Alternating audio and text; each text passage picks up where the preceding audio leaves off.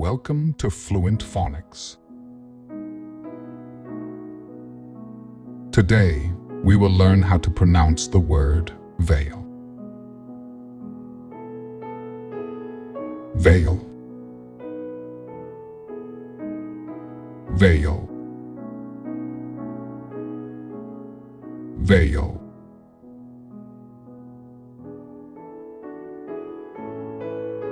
Here's an example of how one might use it in a sentence. She wore a veil over her face during the ceremony.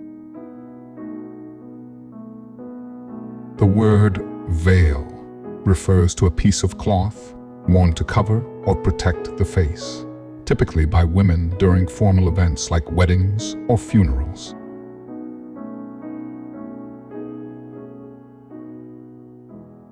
Thank you for your time. If you enjoyed this, please like and subscribe for further content.